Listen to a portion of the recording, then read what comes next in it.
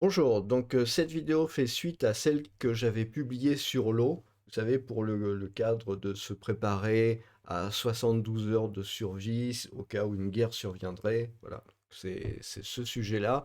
Et j'ai voulu que cette vidéo-là soit sur l'eau et soit en fait complémentaire. Alors complémentaire parce que déjà, je vais vous présenter un site web qui s'appelle eaupotable.info et qui est très intéressant. Donc on peut sélectionner par pays, hein, vous voyez, vous avez là la Belgique, vous avez là la France, et puis vous avez là la Suisse.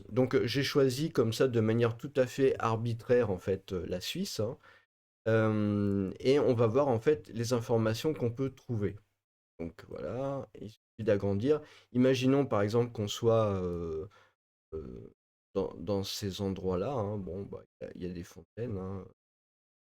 Oui, peut-être, voilà, Lausanne. On va faire Lausanne, hein, par exemple.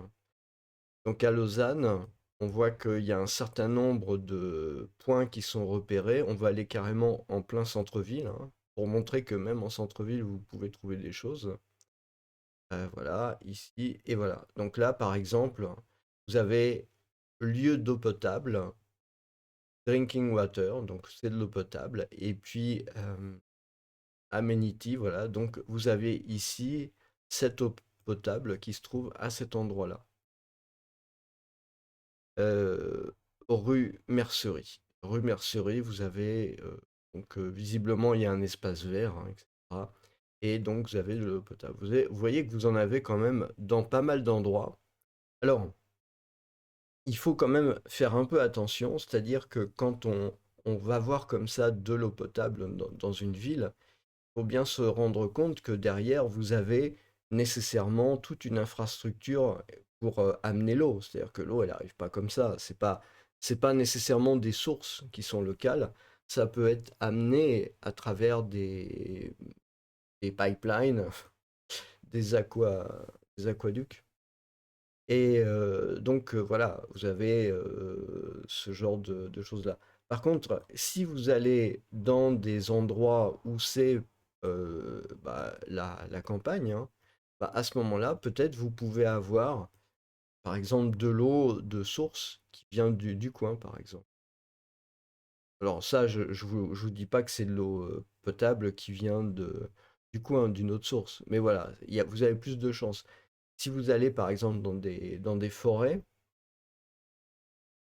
exemple, voilà, si vous allez dans des coins comme ça, assez, où il y a de la montagne en fait, hein, où il y a de la montagne, donc potentiellement, quelque part, vous avez de l'eau en souterrain, vous avez des sources, hein, comme ça, et si vous regardez ici, par exemple, voilà, vous avez drinking water, voilà, qui se trouve ici sur le chemin de la ferme Robert. Cette indication qui est là.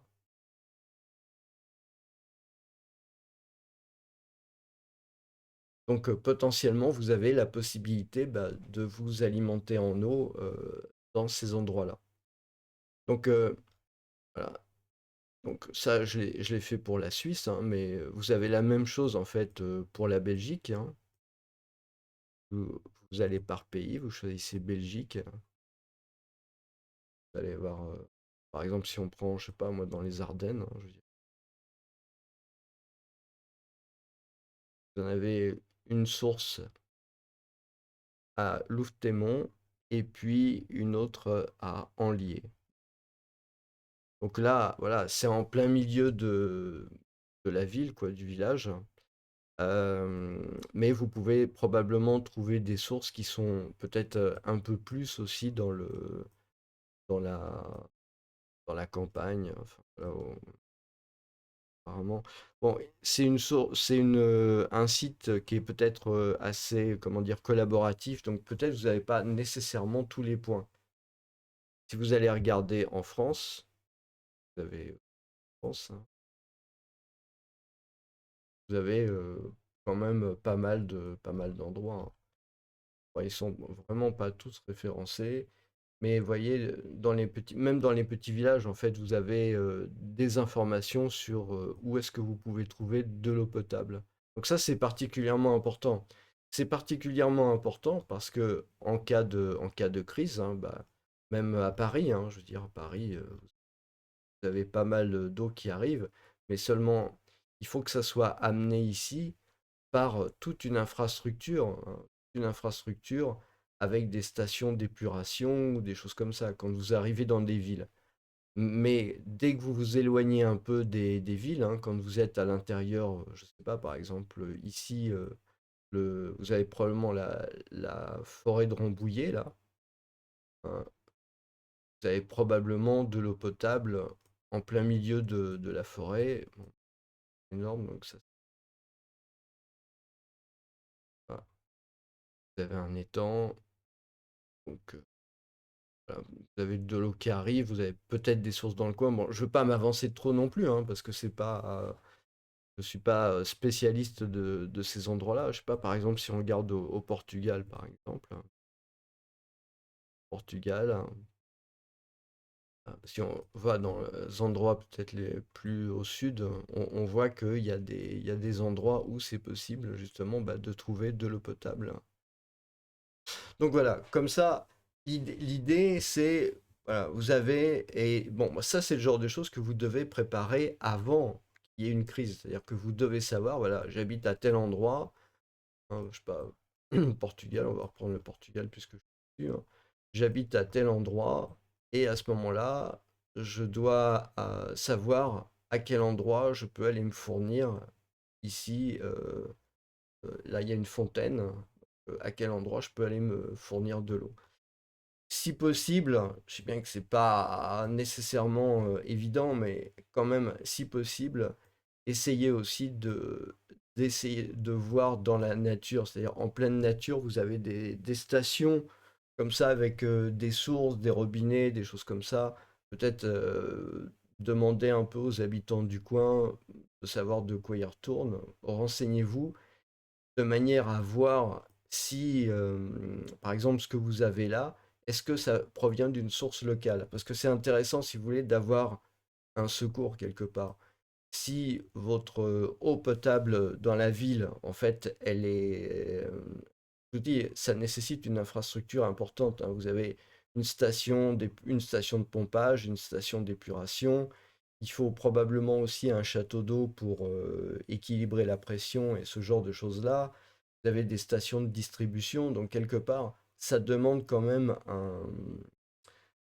une infrastructure qui est importante. Et si vous voulez, ce que j'ai dans l'idée, en fait, c'est que en cas de crise, eh bien, ce sont ce type d'infrastructure qui peut être touché. Ça peut être touché de différentes manières. Bon, c'est pas la peine que je décrive là ici, mais faut comprendre, par exemple, hein, mais c'est un petit exemple, dans tout ce qui concerne la gestion de l'eau, hein, vous comprenez que c'est très important. D'ailleurs, on aura l'occasion d'y revenir si vous voulez, mais à partir du moment où vous avez une situation de crise, des choses aussi basiques que l'eau, en fait, peuvent se retrouver en pénurie. Donc ça, c'est un problème.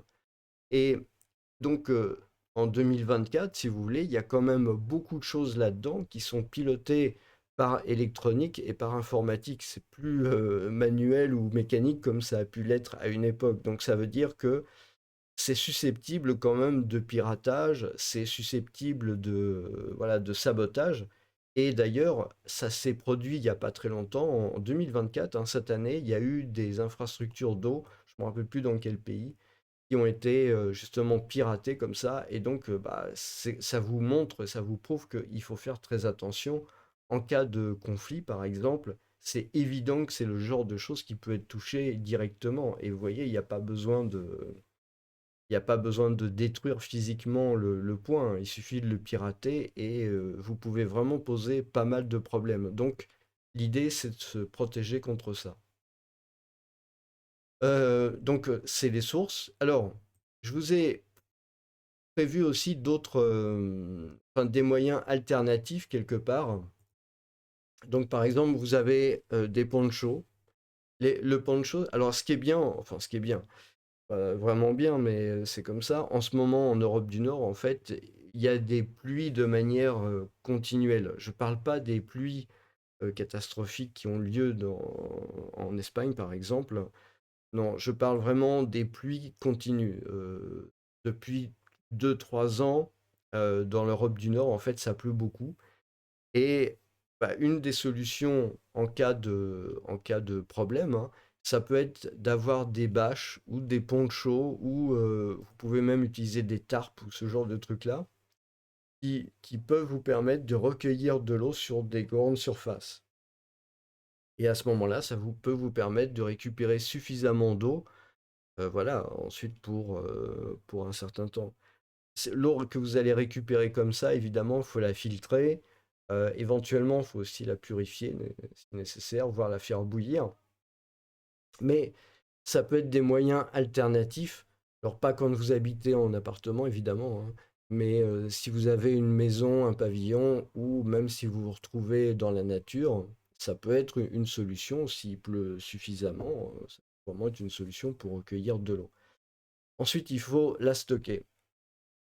Donc ça, j'en avais un peu parlé, mais néanmoins, je voudrais quand même rajouter quelque chose, c'est que l'idéal, c'est quand même d'avoir des jerrycans comme ça, mais sans le petit robinet qui se trouve ici. Parce que avec un robinet, c'est difficile de mettre ça dans un sac. Difficile de mettre ça dans un sac, ça va s'accrocher partout.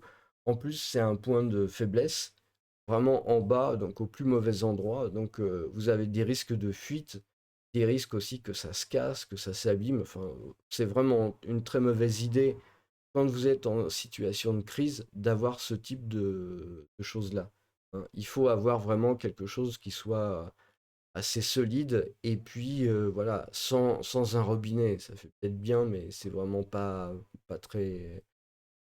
C'est pas une bonne chose quand vous êtes en situation de panique, de stress, etc., quoi. Donc ça, il vaut mieux éviter. Sinon, vous avez la possibilité, parce que c'est, si vous voulez, la survie, en fait, c'est aussi un apprentissage quelque part, hein, parce que c'est pas juste aller acheter des trucs, les mettre dans un coin du garage ou de la cave, et puis voilà, ça servira le jour où ça servira. C'est aussi un apprentissage de trucs. Et parmi les trucs que vous pouvez avoir, donc ça j'en avais un peu parlé lors de la dernière vidéo, mais vous pouvez très bien par exemple garder par-devers vous des bouteilles d'eau vide, plutôt que de les jeter. Parce que quand il y a une situation de crise, en fait, tous ces trucs-là qui paraissent complètement inutiles, bons à mettre à la poubelle, en fait, ça devient rare parce que les gens en ont vraiment besoin. Donc ça peut être comme ça, bah, d'avoir des bouteilles de. Alors il existe deux formats qui sont intéressants à mon avis, hein. C'est le 1,5 litres et puis il y en a même des capacités de 2 litres. Donc des packs de 6 bouteilles de 2 litres ou de 1,5. Bah, vous gardez comme ça un certain nombre de bouteilles, hein, c'est pas à moi de vous le dire, vides. Et comme ça, bah, le jour où vous en avez besoin, il suffit d'aller à la fontaine, vous mettez vos bouteilles dans un sac, et puis bah, vous récupérez l'eau. Comme ça, au moins, vous avez quelque chose, quoi. Si vous n'avez pas pensé à acheter un jerrycan, eh ben, ça peut être une solution. Voilà. Et ça, vous pouvez, sans même avoir besoin d'acheter, en fait, bah, les garder chez vous. Peut-être avant de vous en servir, pensez quand même à les nettoyer. Le plastique, c'est quand même des choses qui se dégradent. Bon, éventuellement, vous pouvez faire tourner ça une fois par an, hein. Vous mettez à récupérer les bouteilles vides et puis vous en faites d'autres, quoi. Tout simplement. Voilà, et puis ça ne coûte rien, donc c'est pas un problème. Donc ça, si vous voulez, ce que je viens de vous montrer, c'est fait pour quand même les déplacements avec un véhicule. Quand j'entends véhicule, ça veut dire soit évidemment une voiture, soit une moto, soit même plus un, un vélo, et un vélo équipé d'une petite charrette qui est tirée par derrière, ou un triporteur, ou quelque chose comme ça, qui doit vous permettre bah, de pouvoir empiler les bouteilles et puis pouvoir porter des gros volumes. C'est vrai que là encore, quand vous êtes en situation de crise et de stress, il faut absolument vous ménager physiquement. Ça veut dire que c'est pas le moment d'essayer de faire des exploits sportifs, c'est trop tard. Les exploits sportifs, il faut les faire avant pour se préparer, pour bien s'entraîner, pour avoir de la résistance, de l'endurance, etc. Mais quand vous êtes en situation de crise, ce qui est important, c'est de vous préserver, donc de prendre le moins de risques possible. Et prendre le moins de risques possible, ben, c'est si vous pouvez éviter de porter des charges lourdes, on ne sait jamais ce qui peut se passer, et ben, au moins vous avez, voilà, vous avez cette façon de faire par un petit chariot euh, connecté au vélo, quoi, en fait. Pour le transport en mode nomade, moi, ce que j'ai remarqué, bon, là, j'ai pris la bouteille Evian, mais ça peut être n'importe quoi, en fait, hein. L'avantage du plastique, quand même, c'est que c'est pas lourd. C'est-à-dire que par rapport à d'autres types de containers, c'est pas lourd. Donc, c'est intéressant, en fait. C'est le format 1 litre. Je trouve, enfin, c'est un avis personnel, hein, mais je vous le donne parce que ça me paraît intéressant. C'est simple, hein. 50, 500, enfin, un demi-litre, c'est pas assez. Et 1,5 litre, pour moi, je trouve c'est trop. Parce que ça prend trop de place finalement quand c'est pas rempli. Donc, je trouve que 1 litre, ça colle bien. En plus, on peut bien le mettre peut-être dans des poches latérales ou des choses comme ça, sans que ça soit trop encombrant. Donc, pour moi, le 1 litre, c'est le bon format. On peut emporter 2 bouteilles d'1 litre comme ça, pleines. Ça fait 2 kilos. Bon, bah voilà, c'est pas la mer à boire, mais ça me paraît une bonne idée. Pour le mode statique maintenant, c'est-à-dire que vous êtes dans une maison, vous êtes dans un pavillon, vous êtes quelque part et vous avez envie de faire des réserves d'eau. Pourquoi pas? À ce moment-là, il y a un certain nombre de solutions qui existent. Bon, j'en ai trouvé. Ah oui, rien de tout ça n'est publicitaire, hein. Je veux dire, je suis absolument pas. C'est juste des infos que je trouve sur Internet et que je vous présente comme ça. Le jour où je ferai de l'affiliation ou ce genre de choses-là, je vous préviendrai évidemment. Donc là, en fait, vous avez voilà, tout un tas de réservoirs qui sont intéressants, hein. Vous pouvez comme ça stocker jusqu'à, j'ai vu des réservoirs à 200 litres d'eau. Donc ça peut être intéressant. C'est des choses qui sont utilisées par exemple dans le domaine du nautisme, hein. Pour la voile, par exemple, bah, vous pouvez avoir des réservoirs d'eau qui sont assez importants. Donc ça vous permet comme ça bah, de tenir pendant pas mal de temps. Donc si vous êtes une famille, par exemple, avec un pavillon, bah, ça peut être intéressant d'avoir, voilà, on dit qu'il faut 2 litres d'eau par personne, alors c'est de l'eau potable, hein, donc 2 litres d'eau par personne. euh, donc ça peut être intéressant d'avoir ce genre de choses-là. Moi je sais pas, par exemple, si vous avez voilà, 200 litres. Si vous êtes seul, ça fait quand même pas mal, hein, ça fait 3 mois. Si vous êtes 3 personnes, ça fait un mois. Donc voilà. Faut pas oublier que l'eau, c'est quelque chose d'assez critique. Encore une fois, on s'en aperçoit pas quand on n'en a pas besoin, mais quand on est une situation de crise, ça peut commencer à devenir assez problématique. Il y a aussi une chose, hein, c'est que vous pouvez pas non plus stocker de l'eau pendant des années, hein. L'eau, il faut que ça soit quand même consommé, on va dire relativement rapidement, c'est-à-dire qu'il ne faudrait pas que ça soit stocké plus d'un an, quoi. Je veux dire, voilà. Euh, Au-delà d'un an, le problème, il faut voir les caractéristiques des plastiques ou, ou du métal ou de ce qui est utilisé pour faire le stockage, en fait, pour voir est-ce que ça se dégrade. Et puis, bah, il y a le problème de la présence de bactéries ou ce genre de choses-là. Donc, voilà, il faut quand même réfléchir un peu. L'eau de source, vous pouvez pas nécessairement la garder trop longtemps, justement à cause de ce problème de bactéries et de choses comme ça. Donc, ça, c'est le genre de choses. Évidemment, je peux pas vous conseiller sur le sujet parce que c'est quand même un sujet qui est très délicat. Mais voilà, ça veut dire peut-être quand vous utilisez de l'eau de source, hein, et que vous le faites comme ça de manière très régulière et que vous l'avez stocké pendant pas mal de temps, ben, je pense, par exemple, faire bouillir l'eau, c'est absolument indispensable avant de s'en servir. Voilà. Et ensuite, il faut voir les différents temps. Donc, bouillir l'eau, ça veut dire, c'est pas seulement la porter à ébullition, mais ça peut être un certain temps. Alors, dans les latitudes tempérées, hein, comme en Europe, bon, bouillir l'eau, ça doit suffire.